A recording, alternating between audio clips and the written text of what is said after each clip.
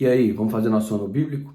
Capítulo 7 e capítulo 8 de 1 Reis é o alvo do nosso estudo de hoje.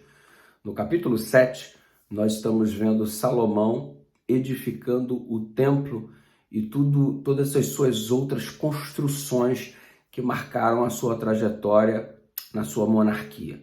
Você observa que ele levou 7 anos para construir o templo, 13 anos para construir os palácios.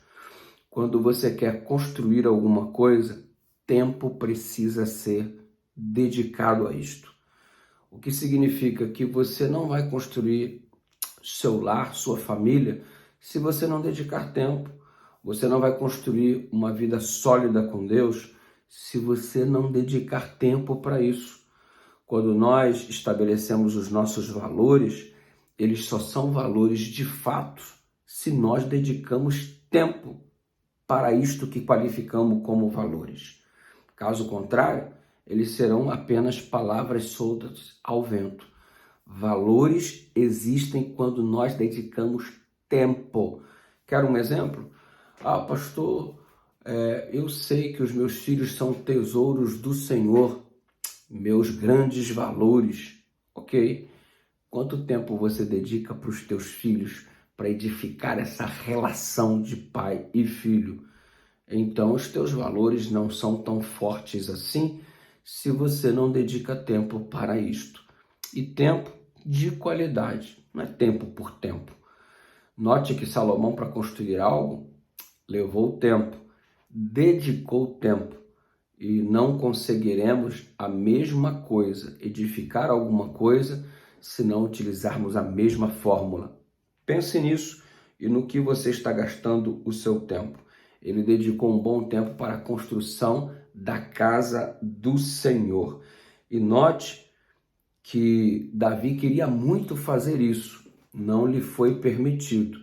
Mas mesmo não sendo permitido a Davi construir o templo, ele dedicou o seu reino para juntar material para que isso se tornasse possível. Você participa de alguma coisa só quando você é o principal da história? Ou você tem prazer em contribuir, ainda que não seja o protagonista? É algo a se pensar. Tem gente que só quer se envolver em algum projeto se ele for o cabeça do projeto. Envolva-se nos projetos, mesmo quando você não é o protagonista, apenas pelo desejo de colaborar, porque afinal de contas, o que está sendo visto como prioridade é a glória de Deus e não o fato de sermos protagonistas. Você observa a lista do que Salomão fez do versículo 1 até o 51, que inclui construções de palácios, casas, colunas de bronze, um mar de fundição, a pia do átrio interior, utensílios de ouro, altar, mesa, castiçais, ou seja, construiu muitas coisas. É bacana a gente olhar para trás e perceber que conseguimos construir coisas, deixar memoriais para a glória de Deus. O que você anda construindo em sua vida é algo para você pensar neste dia. No capítulo 8, Salomão traz a arca para o templo, todo o povo se congrega diante da arca do Senhor, uma grande festa é dada, o verso 2 anuncia isso. À vista de todos, Deus deu prova da presença dele ali naquele lugar, aprovando tudo aquilo ali. Salomão faz uma oração belíssima neste capítulo, fantástica de dedicação, e ele faz um reconhecimento da grandiosidade de Deus no verso 27. Ele sabe que nem os céus conseguem conter a presença de Deus, quanto mais um templo.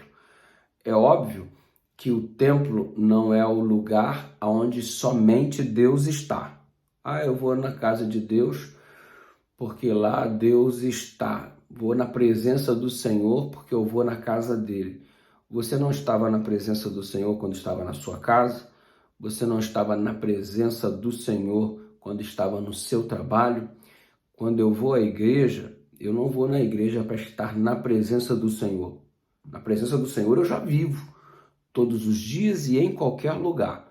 Eu vou à igreja porque é o lugar que Ele edificou, que ele criou, que ele estabeleceu para que eu estivesse em congregação com os meus irmãos que partilham a minha fé, a mesma fé, porque nós estaríamos ajudando uns aos outros e assim funcionaria com efeito o corpo de Cristo.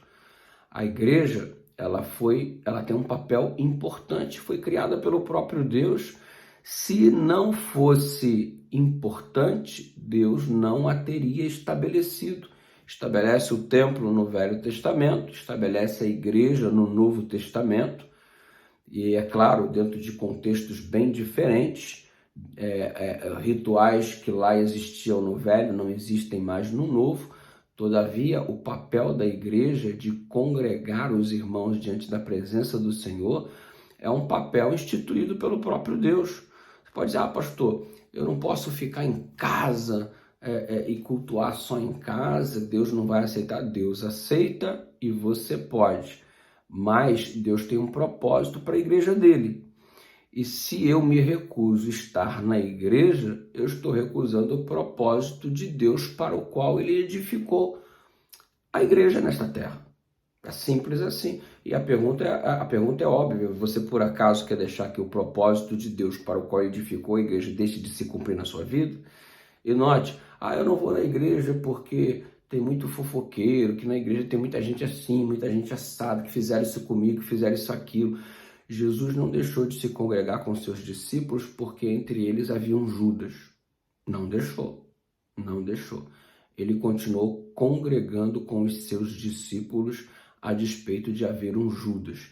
Aí você acha que vai colar a desculpa de que você não quer congregar porque há um assim e o outro assado? Não justifica. E note, eu não tenho que fazer o exercício da minha fé. A igreja não é um hospital onde existem muitos enfermos buscando a cura em Jesus. Por acaso eu já sou pleno, que não tenho nada em mim para ser restabelecido?